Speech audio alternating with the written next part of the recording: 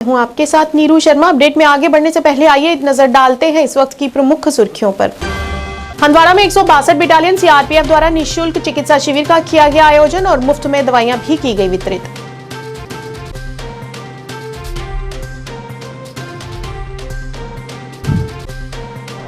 कश्मीरी मुस्लिम प्रवासियों द्वारा राहत की अनुचित रोक के खिलाफ राहत आयुक्त कार्यालय के बाहर किया गया जोरदार विरोध प्रदर्शन। राहत को बहाल करने की लगाई गुहार।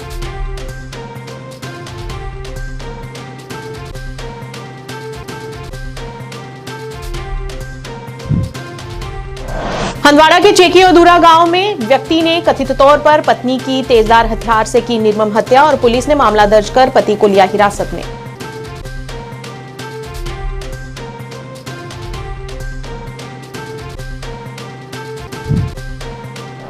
भाजपा कार्यकर्ताओं द्वारा विकसित भारत संकल्प पत्र कार्यक्रम का किया गया आयोजन। जन जन से सुझाव एकत्रित किए जाने पर दिया गया जोर।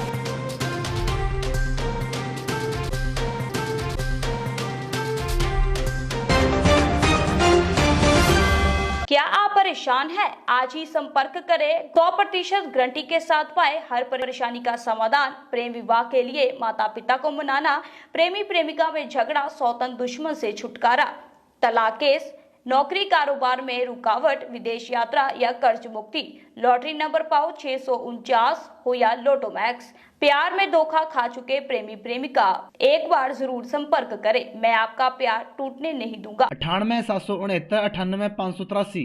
अब समाचार विस्तार से। आईटीआई हंदवाड़ा में 162 बटालियन केंद्रीय रिजर्व पुलिस बल द्वारा आयोजित सिविक एक्शन प्रोग्राम के तहत एक मुफ्त चिकित्सा स्वास्थ्य जांच शिविर का आयोजन किया गया और मुफ्त दवाएं भी वितरित की गई। शिविर का उद्घाटन commandant 162 battalion CRPF Vinod Kumar, द्वितीय कमान राजीव कुमार, लंबरदार वस्कुरा हंदवाड़ा शहजाद अहमद डार और अन्य अधिकारियों की उपस्थिति में किया गया। चिकित्सा शिविर के दौरान क्षेत्र की महिलाओं, बच्चों और वरिष्ठ नागरिकों सहित बड़ी संख्या में लोगों ने स्वास्थ्य शिविर में एकत्र हुए और 220 से अधिक लोगों ने शिविर का लाभ उठाया। ऐसे कार्यक्रमों का उद्देश्य स्थानीय लोगों के साथ अच्छे संबंध बनाना और कठिन समय में उनकी मदद करना है।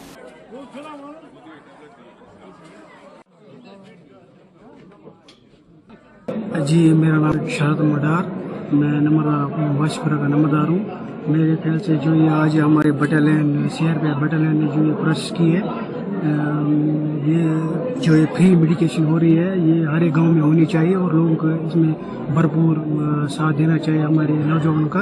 और ये हर एक गरीब के लिए अच्छा है, जिसके पास जो कमज़ोर लोग हैं, जो अपाहिज लोग हैं, उनके लिए भी अच्छा है। उनको आना चाहिए, इसमें पार्टिसिपेट करना चाहिए। और यहाँ पर ये जो फ्री दवाएं दे रहे हैं, अपना कीमती समय निकाल करके यहाँ आए। और हमारी बटालियन जो 162 बटालियन है, ये इसकी 2 कंपनियां हंदवाड़ा में तैनात हैं। और यहीं पे जो ये दोनों गांव हैं, बशपुरा और गुईपुरा, यहाँ पे पहले कभी मेडिकल कैंप नहीं हुआ था किसी भी फोर्सेस के द्वारा।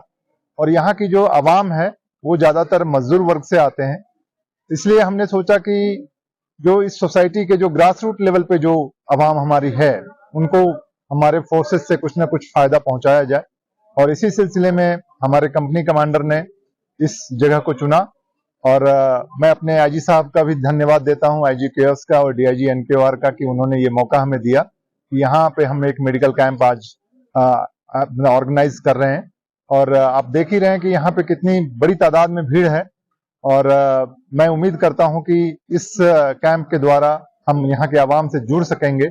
और जो हमारी यूनिट का जो एक स्लोगन है, डॉक्टर्स एट योर डोर, इस मेडिकल कैंप के थ्रू, कि वो हम उसमें सफल रहें, कामयाब रहें।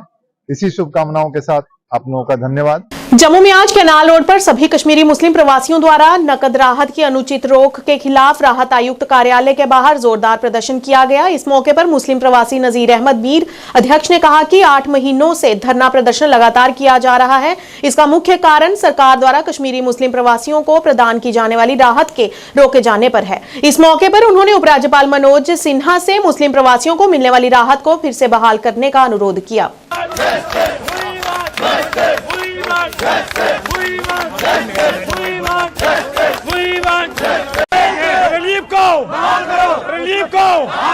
रिलीफ को हमारे साथ इंसाफ करो, हमारे साथ इंसाफ करो, हमारे साथ इंसाफ करो। हमारे साथ इंसाफ करो, रिलीफ को बाहर करो, रिलीफ को।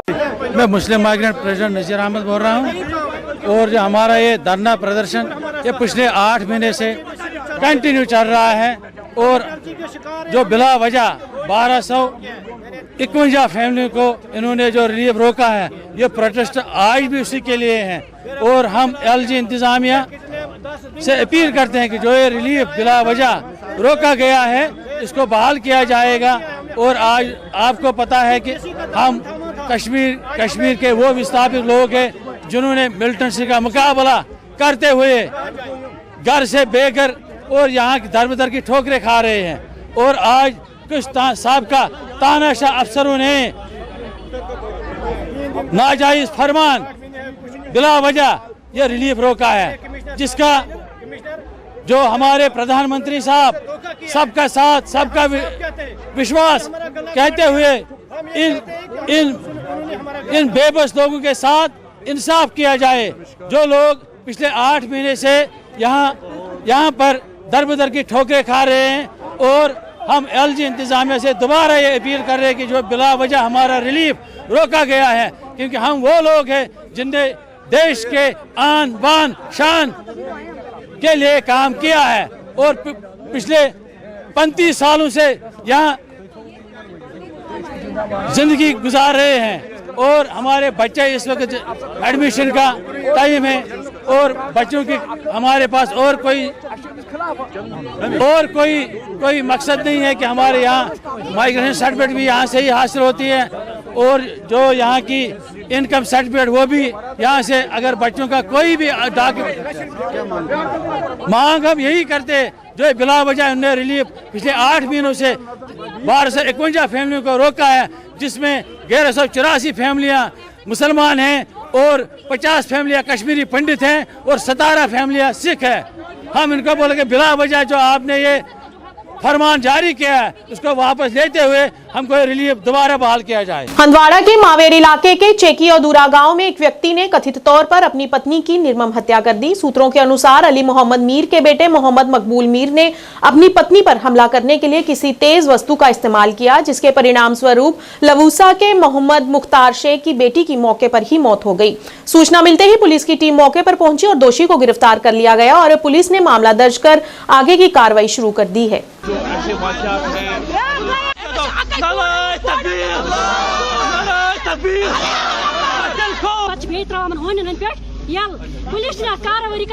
नोन वन हिंदुस्तान के कानून में कत्ल के बदले कत्ल, ना कि कोई जेल ना कि कोई सलाखे। इसको सलाह के नतीजे मत डालो, इसको बीच चौराहे में कत्ल करो और साथ में उसकी औरत को भी कत्ल करो जो इस मर्द के साथ मलावस है और इस औरत को कत्ल करने में शरीक है। मैं मीडिया की वजह से गवर्नर साहब तक ये बात पहुंचाना चाहता हूँ कि खुदारा हमारी बेटियों हमारी माँ हमारी बहनों की सलामती चाहते हैं हम। ऐसे कातिलों को फांसी दे दो, ऐसे कातिलों को सलाखों के पीछे मत डालो, अदालत में मत ले जाओ, अदालत को में मत पेश करो। कोई अदालत नहीं चलती है, कोई कानून नहीं चलता यहाँ पे। खाली ऐसे कातिलों को फांसी दे दो, बीच चौराहे में फांसी दे दो। और खासकर जो औरत इस मर्द के साथ मलावस है, जो औरत इस मर्द के साथ फोन कांटेक्ट में मलावस है, उस औरत को इस फोन को चेक करो, उस औरत को भी कानून के दायरे में ले आओ।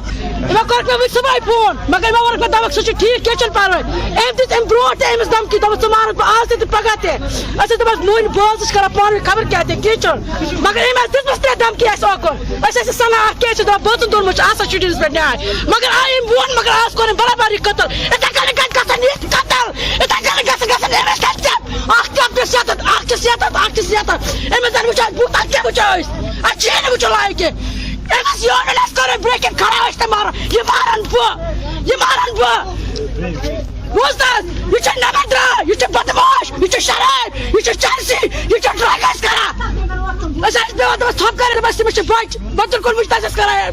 कंट्रोल मगर अगर प्रदेश कार्यालय त्रिकुटानगर जम्मू में आज भाजपा कार्यकर्ताओं द्वारा विकसित भारत संकल्प पत्र कार्यक्रम का आयोजन किया गया। इस मौके पर जिलाध्यक्ष जम्मू साउथ रेखा महाजन, पूर्व उप मुख्यमंत्री कविंदर गुप्ता, पूर्व डिप्टी मेयर बलदेव सिंह बलोरिया तथा अन्य गणमान्य भी मौजूद रहे। इस कार्यक्रम का उद्देश्य जन जन से सुझाव एकत्रित करना रहा। जिलाध्यक्ष रेखा महाजन ने कहा कि देश को आगे बढ़ाने के लिए भाजपा द्वारा शुरू किए गए संकल्प पत्र के तहत देश भर से लोगों के सुझाव लिए जाएंगे और देश की इच्छाओं को जाना जाएगा। इस दौरान उन्होंने सभी से अपील करते हुए नमो ऐप के जरिए और सुझाव पेटी तथा इस नंबर 9090902024 पर भी प्रत्येक जन अपने सुझावों को साझा कर सकता है।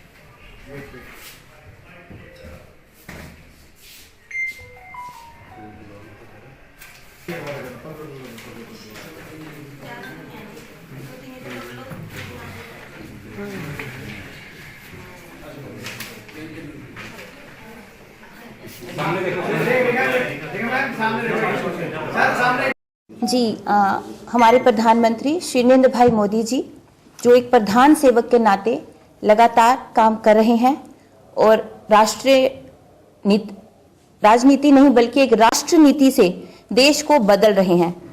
और आज जिस तरह से एक रिफॉर्म, परफॉर्म और ट्रांसफॉर्म की बात जो है वो की जाती है, एक नया कालखंड हम सब आज देख रहे हैं। आज देश के पास आतंकवाद, उग्रवाद, नक्सलवाद हर चीज को खत्म करने की गारंटी है। प्रधानमंत्री जी के नेतृत्व में आज देश के पास 25 करोड़ लोगों को गरीबी से मुक्त करने की गारंटी है। आज गारंटी है किसान सम्मान की, आज गारंटी है उभरती नारी शक्ति की, युवाओं के उज्जवल भविष्य की। सिर्फ इतना ही नहीं, आज गारंटी है एक सशक्त, समर्थ, विश्वगुरु और विकसित भारत की। आज जिस तरह से आने वाले 1000 साल की जो योजना है उसके लिए देश किस तरह विकसित हो, क्या संकल्प देश के लिए लिए जाएं, विशेष कार्यक्रम जो है वो भारतीय जनता पार्टी ने शुरू किया है। पिछले 10 साल के कार्यकाल में प्रधानमंत्री मोदी जी ने जिस प्रकार से भारत का विकास किया है, युवा हो, किसान हो, गरीब हो, हमारी नीति है गरीब कल्याण। आम व्यक्ति के जीवन स्तर को सुधारने के लिए भारतीय जनता पार्टी का हमेशा से प्रयास रहा है। पंडित दीनदयाल उपाध्याय जो जनसंघ के अध्यक्ष थे, उनकी आर्थिक नीति को लेकर के भारतीय जनता पार्टी हमेशा से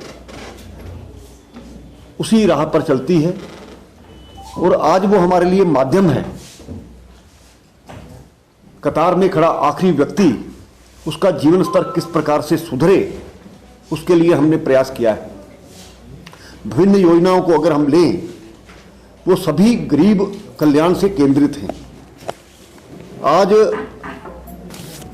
करोड़ों घरों को शौचालय मिला, करोड़ों घरों को नल मिला, जल मिला। इसी प्रकार से 80 करोड़ लोगों के बैंक खाते खोले गए। उसके माध्यम से जो ट्रांसपेरेंसी एक आई है वो अपने आप में एक महत्वपूर्ण है। गरीब कल्याण के अलावा जो पूरे देश भर में इंफ्रास्ट्रक्चर का एक जाल बुना गया है, चाहे वो रेलवे का हो, चाहे हमारे हवाई अड्डे हों, चाहे सड़कों का हो, हर व्यक्ति इससे प्रभावित है। और विशेष करके टाइम बाउंड प्रोजेक्ट्स हैं। कांग्रेस की सत्ता में, कांग्रेस के राज में, यूपीए के 10 साल के पिछले काल में भ्रष्टाचार का बहुत बड़ा दौर रहा।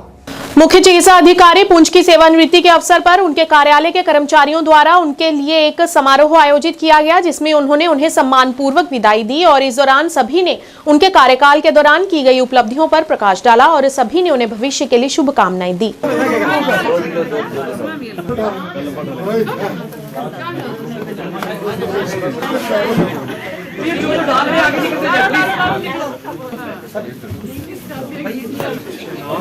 मैम आप आगे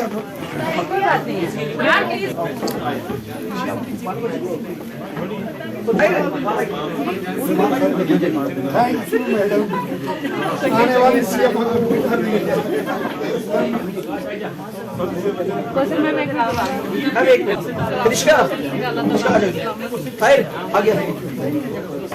रखता हूँ कि अपने लोगों की वहाँ पर सेवा करते हैं। और यहाँ पर जो कैंप लगा हुआ है, मैं सुबह आता हूँ, रात को 8 बजे जाता हूँ। अगर हमें पैसे कमाने होते तो करोड़ों रुपए कमा सकते थे हम कुछ भी करके, क्योंकि हमारे पास सारा कुछ था पुंछ के अंदर। इंटर क्योंकि गरीब लोग आते हैं। परसों भी मेरी बहस होगी उस गरीब व्यक्ति के लिए, और इसी तरह मैं दुआ करता हूँ सर के लिए कि सर वहाँ भी खुश रहे। और उन्होंने बात याद दिलवा दी कि सर ने खाना भी नहीं खाया। ये हमारे साथ भी बहुत बार हुआ है कि फील्ड में हम जब गए तो था कि सर हमें तो खाना है, नहीं लगता आपने नहीं खाना नहीं करा। बट अब एक हमारे मीडिया वाले भी बीच में आ गए। जैसे पता है कि लाइफ का एक पार्ट एंड पार्सल है, जो आदमी जिस किसी डिपार्टमेंट को या किसी इंस्टीट्यूशन को ज्वाइन करता है। कुछ ऐसी भी चीजें हुई कि किसी हाई चेयर से सर को बहुत प्रेशर पड़ा और हम भी डरे। मैं अपनी यूनिट से मैं साथ में था सर के, मैंने भी कुछ ऐसे सर से बात की, सर ये काम हमें करना पड़ेगा। इन्होंने बोला कोई बात नहीं, ये बना लो। बट मैं सर की दाद देता हूँ, एक सीएमओ सर की नहीं और सुमल्टेंट सर की भी दाद देता हूँ, क्योंकि ये दोनों ऑफिसर हमारे ऐसे हैं कि जिस जगह इनको दम रखना चाहिए था उन जगह दम रखा ही। और सीएमओ सर ने ऐसी जगह दम रखा कि मैं साथ था और मेरे पास थी, खड़े थे, मैं सीएमओ सर खड़े थे। अथॉरिटी ने बोला ये चीज करनी है और सीएमओ सर को भी माइंड में था, मुझे भी माइंड में था, ये चीज हम बना के लाए हैं, ये करनी है। तो मैंने सीएमओ सर को आस्था से बोला, मैंने सर मैंने लाया है, इन्होंने मुझे ऐसे किया, उन्हीं से कहने चुप रहे। और मैंने वापस आके शायद ये निखिल मैम से शेयर किया। तो अगर कोई पर्पस था वो यही था कि भाई हम कैसे उस आखिरी फर्द को हुकूमत की दी हुई वो मराद पहुंचा पाए जिसके लिए मुझे और आपको सैलरी मिल रही है। सो मैं ज़ाती तौर पर आप तमाम को एक ये रिक्वेस्ट करूंगा कि भाई अगर कहीं पर किसी को मुझसे कोई मलाल हुआ है, वो सिर्फ प्रोफेशनल था, मेरा पर्सनल नहीं था, और अगर उसको भी आपने बुरा कहीं पर लगा है तो उसके लिए मैं आज आप सबके सामने सॉरी कहने के लिए तैयार हूँ। पहली बात। दूसरी बात यह है कि जब तक ये सारा यूनिट एक नहीं बनेगा, कि हम सब जितने लोग बैठे हैं बाहर गेट से लेके ऊपर के ऊपर ऑफिस तक जितने सारे लोग हैं वो एक नहीं हो जाएंगे, तब तक रिजल्ट आना बहुत मुश्किल है। इसीलिए इकबाल को कहना पड़ा था कि एक हो जाएं तो बन सकते हैं खुर्शीदें वो भी, वरना इन बिखरे हुए तारों से क्या फायदा। तो मैं एक बार फिर माजरत खा हूँ उन तमाम अल्फाज का, उस लहजे का, उस और वर्क का जो मुझे हम मेरी वजह से आपको करना पड़ा है। लेकिन बाकी ये है कि मैं आप तमाम से रिक्वेस्ट करूँगा कि आप कल ज़रूर पहुँचेंगे यहाँ, ताकि हम इकट्ठे along with officers and staff हम बहरोड चलें। एक बार बहरोड वालों को भी तो पता लगे कि भाई ये कुछ कौन सी धरती है। नंबर एक, मैं बहुत मतलब गद्दार किस्म का आदमी हूँगा अगर मैं ये कहना भूल जाऊँ।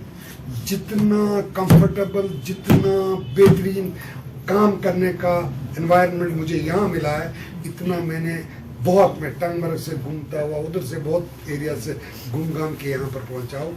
आई have enjoyed it to the core. वो कोई मेरे में नहीं था, वो आप लोगों का कल्चर है, आपका वर्किंग कल्चर था। हर मेरे को ये पता था कि हर नीचे जहाँ पर है वो वहाँ पर कीमती है, वो काम जो करेगा वो हमारे लिए बेहतर होगा। तो इसलिए मैं मशकूर हूँ तमाम यहाँ की डिस्ट्रिक्ट एडमिनिस्ट्रेशन का, यहाँ की सिविल सोसाइटीज़ का, यहाँ की जनरल पब्लिक का, यहाँ के ऑफिसर्स का, यहाँ के जो मेरे कुलीग्स हैं, जो सबॉर्डिनेट्स हैं, उन तमाम का मशकूर हूँ कि भाई उन्होंने मुझे ब्लडी लॉट ऑफ लव। लेकिन हाँ, वो थोड़ा सा पार्ट जो है वो रहता रहा है, वो हमारी थोड़ी सी खानदानी बीमारी भी है। हम 4 नस्लों से यही काम करते आए हैं, तो काम ही रहेगा। उसको मैं ना काम करने मैं अगर करने वाले और ना करने वाले में फ़र्क करूँगा तो शायद मैं ज़्यादती करूँगा, क्योंकि मुझे भी किसी को हिसाब देना है। इसके साथ फिर भी एक बार दोबारा आपसे रिक्वेस्ट है कि आप तमामी हजरात कल मुझे ये फख्र बख्शेंगे।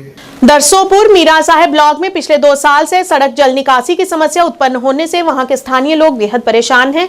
इस दौरान वहां के स्थानीय लोगों ने बताया कि जल निकासी सही तरह से न होने की वजह से यहां पानी इकट्ठा हो जाता है और लोगों तथा बच्चों को आने जाने में भी परेशानियों का सामना करना पड़ता है और बारिशों के दिनों में कई समस्याएं उत्पन्न होती हैं तथा बीमारियों का खतरा भी बढ़ जाता है। उन्होंने बताया कि इस समस्या को लेकर कई बार प्रशासन के पास भी गए, परंतु उन्होंने अभी तक इस ओर कोई ध्यान नहीं दिया। इस मौके पर स्थानीय लोगों ने सरकार से इस और ध्यान देने और इस समस्या को जल्द से जल्द हल करने की अपील की। इसी कोई देखभाल नहीं कर रहे, सारे को नहीं गए, सुनता ही कोई आगे चल यार नहीं बोला ठीक बोलो ठीक है, वो तो वीडियो चाहिए जाओ देखना डिग्री फोटो आनी चाहिए चल डिग्री भी फोन देना आओ आओ वाली गल वाकई लगी हो। ਸਾਨੂੰ ਨੇ ਜ਼ਿਆਦਾ ਪਾਣੀ ਦੀ ਪ੍ਰੋਬਲਮ ਹੈ।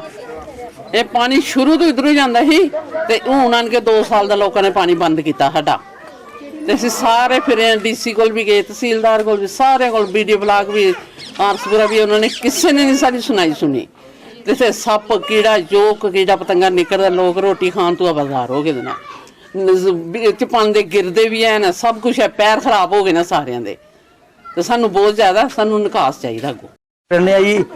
इस वास्ते पानी वास्ते अं सारे को गए हैं जी, DDC को गए हैं, वीडियो ब्लॉग से गए हैं, DC को तक गए हैं, किसी ने सारी सुनाई नहीं की। इतने इन्नी प्रमोशन है, कीड़ा कर इकट्ठा हुआ, मच्छर सानू सौन नहीं दिंदा जी। राती 2-3 बारी मैं खुद डिग्या और साढ़े घर कोई परौना नहीं आ रहा। देख गए सारी हालत, जिस साल की हालत है तो खाना पीना बंद है, तो ऐसा निकास है ना बंद किया जिमींदार ने, ये निकास खोलिया जाए सर। दरसोपुर रहते हैं सर, दरसोपुर च प्रॉब्लम ये है सर कि देख रहे हो कि जो प्रॉब्लम है साढ़े सामने है तो अजे मतलब सर सानू जो परमानेंटली सल्यूशन है, जिस तरह पानी का निकास हालांकि मेरे आने तो पहले भी इतने मतलब निकलता रहा है तो मतलब हूँ भी वो पानी का जो निकास है सर होना चाहिए कि परमानेंटली सल्यूशन है कि नहीं कि अज खुलता हुआ कल नूं बंद हो जाता हुआ, बच्चों का स्कूल सब कुछ, राशन पानी कपड़े तक अंदर खराब हो जाता, बारिश होंदी है, कीड़े सप सब कुछ अंदर, मतलब बहुत ही ज़्यादा मुश्किल होंदी है, बड़ी ज़्यादा प्रॉब्लम होंदी है इन्हें कि असीं अपने कलैक्शन करके कई बार पानी का निकास करवाने तो फिर भी दोबारा तू मतलब वो दूसरी पार्टी वाले पाते ना कि वो बंद कर देंगे ना, बिच ही पिंड वाले लोग जिन्हों की जमीन खराब होंगे ना अगे पहले बिल्कुल जिस सर निकास जाता सी पहले तो उस बाद जिन्हों की पैलियां अगे खराब होंगे ना सर वो जाके अगे बंद कर देंगे ना। जम्मू और कश्मीर कला संस्कृति और भाषा अकादमी द्वारा KL सहगल हॉल में एक कार्यक्रम का आयोजन किया गया। इस मौके पर भारत सिंह मनहास सचिव मुख्य तौर से मौजूद रहे। इस दौरान उर्दू भाषा के जाने माने लेखकों और कवियों ने शिरकत की और उर्दू भाषा के उत्थान के लिए मंथन पर जोर दिया गया। यहाँ दावत दे रहे हैं आवाज को डॉक्टर दीपाली वादन आई है बट असीर कश्तवाड़ी साहब और इस हाल में वो वेलकम है, स्वागत है, मैं उनको खुशामदीद कहता हूँ। इस तरह के प्रोग्राम हम तकरीबन मुझे लगता है 1.5 साल से दोनों डिवीजन्स में करते आए हैं। कश्मीर में जम्मू कश्मीर कल्चर एकेडमी रंगारंग प्रोग्राम करती हैं और इन्होंने एक प्रोग्राम रखा है जिसमें मौजूद शायर, बुजुर्ग शायर, माने हुए शायरों को बुलाया जाता है और उनसे रूबरू बात की जाती है। आज के इस प्रोग्राम में नामावर शायर, कलमकार, अदीब, तवारीख लिखने वाले जनाब वली मोहम्मद भट्ट साहब यानी असीर किश्तवाड़ी साहब को इन्होंने यहाँ बुलाया है और उनसे पूछा जाएगा, उनसे कहा जाएगा कि उनकी अदबी कारकर्दगी कैसी चल रही है और उन्होंने अदब की दुनिया में क्या कुछ किया है। हमारे साथ बनफ्स नफीस मौजूद हैं जनाब शाद रमज़ान साहब। शाद रमज़ान साहब कन्वीनर हैं। का यह जो प्रोग्राम है एक कल्चरल एकेडमी का एक मखसूस प्रोग्राम होता है जो एमिनेंट राइटर्स होते हैं, ऑथर्स होते हैं, उनके सिलसिले में ये करते हैं। तो ये कड़ी है उस प्रोग्राम की जो यहाँ के कल्चरल जो सेक्रेटरी हैं यहाँ एकेडमी के मिस्टर भारत सिंह मनहास, उन्होंने ये किया क्योंकि वो करते हैं और लोगों का भी किया तो इस प्रोग्राम का मकसद है कि आथर के बारे में कुछ सुनना, आथर को समझना, उन्होंने क्या काम किया है, इस पर यहाँ पर डिस्कशन होता है। मैं अपने आप को बड़ा खुशकिस्मत समझता हूँ कि एकेडमी ने मुझे इसके लिए मुंतखब किया और इसमें कई मकालात पढ़े जाएंगे, कई लोगों को बोलना है। तो मेरे ख्याल से पिछले 1 साल से हर महीने 2-3 जो राइटर्स हैं, बुज़ुर्ग राइटर्स हैं कश्मीरी ज़ुबान के, उनको मीट द आथर के नाम से एक प्रोग्राम मुनक़द करती है। मेरे ख्याल से एक अच्छा प्रोग्राम है, क्योंकि उससे ये होता है कि जो भी राइटर हो, उसने जो भी लिखा है, उसका जो भी काम है, उसकी ज़िंदगी जो गुजरी है, तो उसके मुतलिक हमें पता चलता है कि उसने क्या लिखा है, उसने क्या काम किया है। आम जो इंसान है, जो सुनने वाला है, उस तक ये बात पहुंचती है। दूसरा ये है कि आज का जो मेहमान है, इसके लिए जो बुलाया गया है, वो कश्मीरी ज़बान के बहुत बड़े शायर भी वो हैं, वो मौक़िक़ भी हैं और वो नसर निगार भी हैं, जनाब असीर कश्तवारी साहब। असीर कश्तवारी साहब की एक खुसूसियत ये है कि उन्होंने मेरे ख़्याल से जो पंजाब जो ये चनाब वैली है, चनाब वैली में जितने भी राइटर्स हैं, उनमें सबसे ज़्यादा जो नसर में लिखी गई किताबें हैं वो असीर साहब की हैं।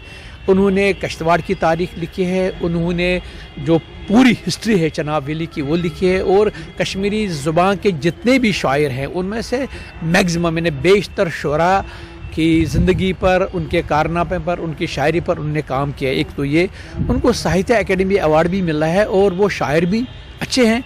तो आज जो प्रोग्राम हो रहा है, मेरे ख़्याल से उनकी ज़िंदगी पर लोग बोलेंगे, पेपर भी पढ़ेंगे और वो भी अपनी ज़िंदगी के बारे में कहेंगे कि उसका तजुर्बा क्या रहा है कश्मीरी ज़बान में जो वो लिखते हैं। न्यूज़ अपडेट के आज के इस अंक में इतना ही। नया अंक लेकर फिर हाजिर होंगे, तब तक के लिए दीजिए इजाज़त। नमस्कार।